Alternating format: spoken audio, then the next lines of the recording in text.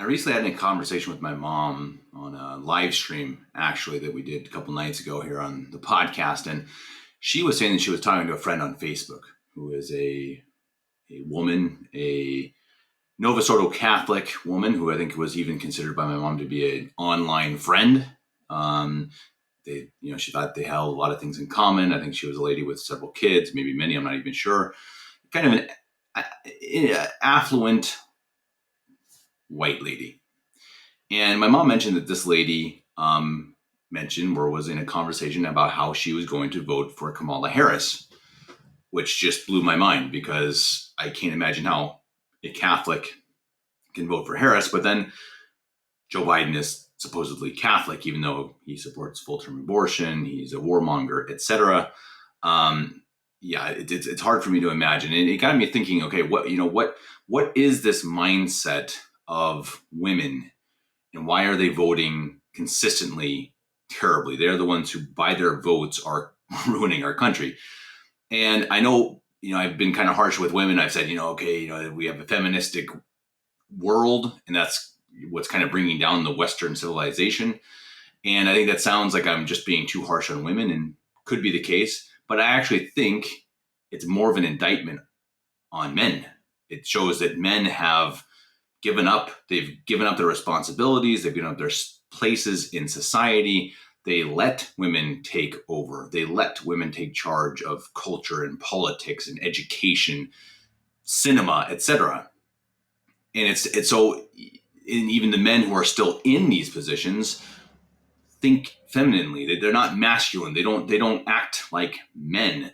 And that doesn't mean you have to be some Andrew Tate creep to be masculine. Not at all. I mean, that's the fake masculinity that I think that's what they actually want to push. They want you to think that I can only be masculine if I have a six pack and if I, sleep around, which of course it's not. Masculinity is actually virtue. It's strength. It's courage. It's achieving great things. It's holding to your responsibilities. It's providing for your family and for society. And these are things, again, that men as a whole for the last 60 years have just given up on. So I saw shortly after this conversation with my mom a video of a lady talking to 160,000 people on a Zoom call.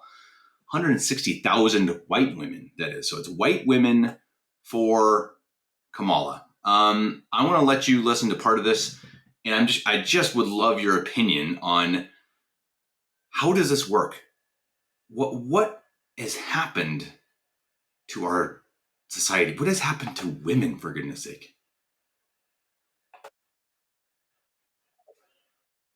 Are affectionately known as Mrs. Frazzle to her combined audience of over 1.5 million followers, is here to help gentle parent us through this election.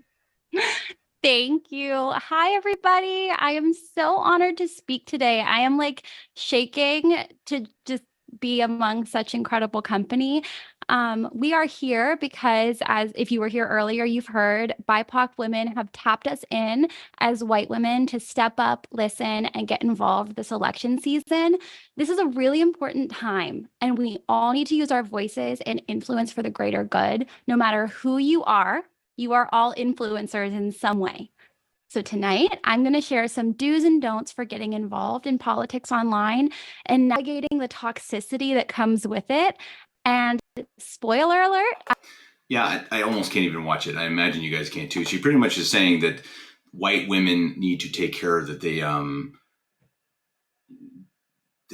when they're preaching, when they're telling all of the people, the underlings under them, the black people, the indigenous people, as they say, that you make sure that you don't treat them, condescendingly. I suppose you never tell them what to do.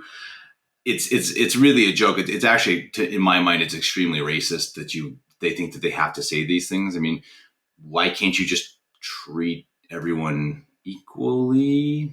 Why does it matter their skin color? I'm a white man and I need to treat a black man in a different way. Isn't that racist? I mean, am I crazy to think that? How does that make any sense?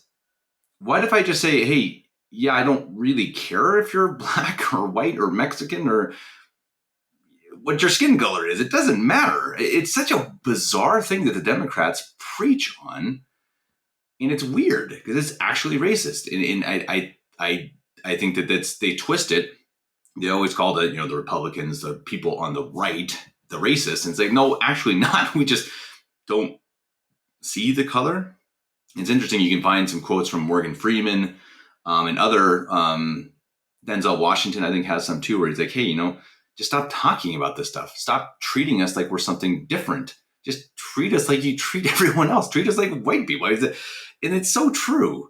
It's such a weird thing. And anyway, I want to share another thing from this Mrs. Frazzle, because the race thing is not actually my main point here. My main point is Mrs. Frazzle. This is the lady who's speaking in regards to Kamala Harris, I guess hired by the DNC. I don't even know who hired her to do this.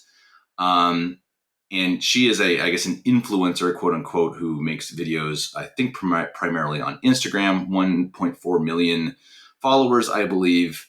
And she, in her Instagram videos, she treats people like they're 5, as you might have actually kind of seen in their first video. Let's take a look at more of this gal. I do apologize, everyone, that I'm making you go through this, but I think it's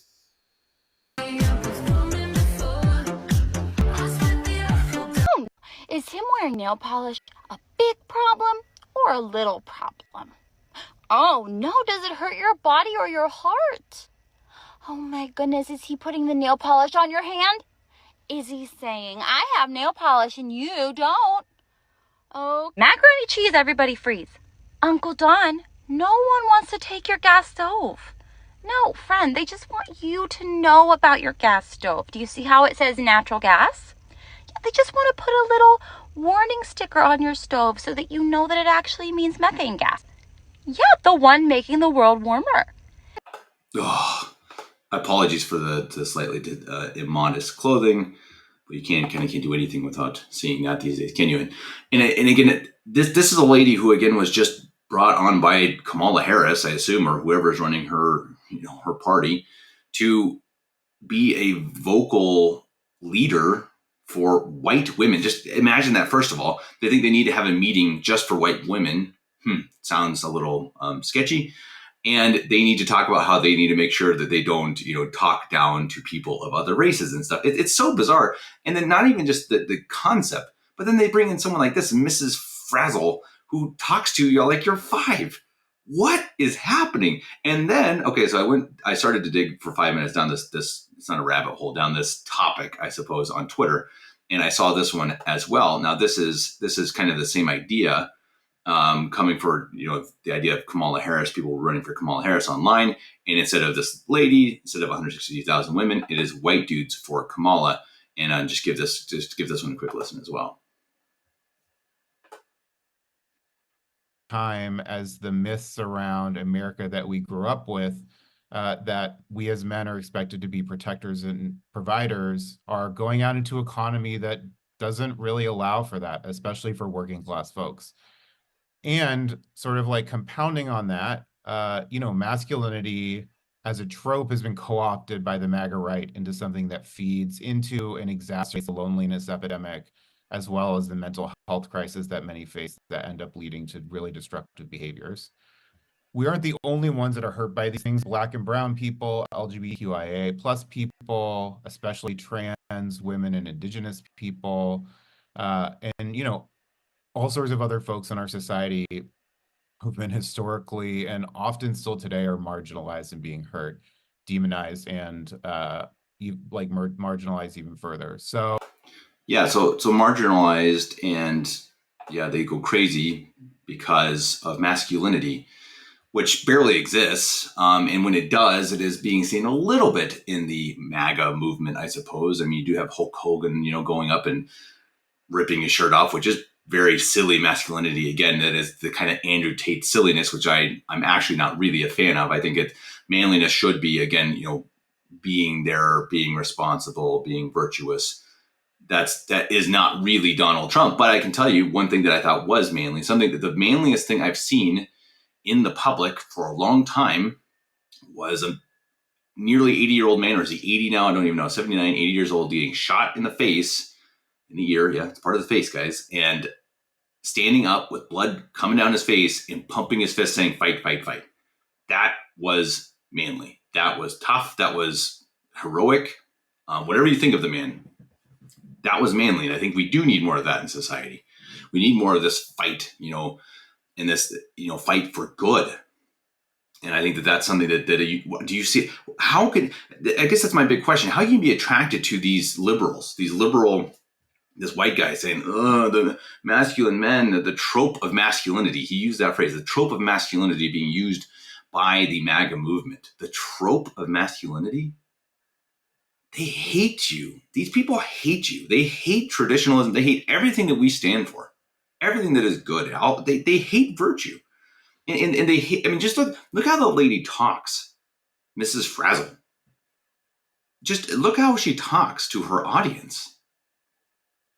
Can you be more disrespectful or condescending to your own audience? And it's so bizarre. How can you possibly like that? How does she have 1 million followers? Am I missing something?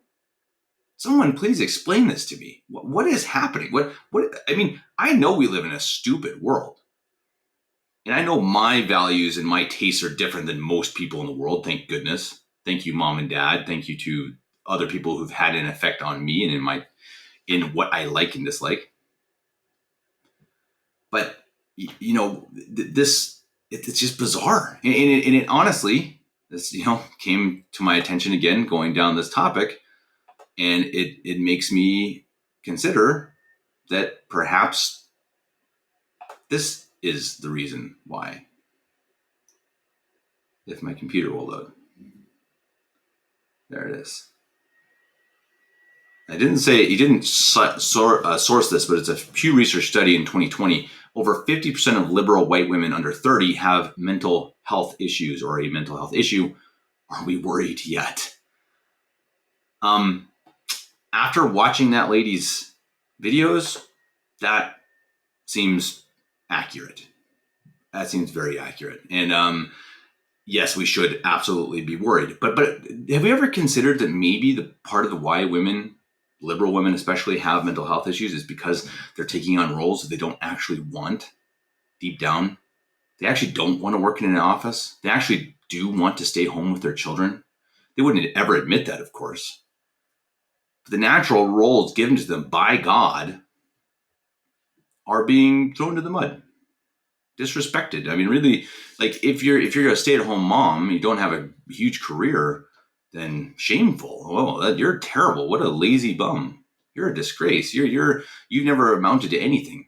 When we know that's the greatest responsibility in the world. One of them, to be good children, God willing that they go to heaven one day, that they help others get to heaven as well, that they help society. You build a better the society. Our entire world is built on the family. Now they're trying to get rid of that. They want a communistic society where the family doesn't exist anymore. That's clear. They've shown that for years. And I think that's what we need to fight. And if that's through our votes, if it's through our online content, if it's through our masculinity, if it's through our virtue, if it's through our true femininity, how do we act as men and women? Do you in public or even in private, do you talk to your audience, or do you talk to your friends or family like they're 5, like they're stupid? Do you act like people with different skin color are beneath us, so we need to make sure that we don't treat them like they're beneath us? They're not beneath. Where does that come from? It just boggles my mind.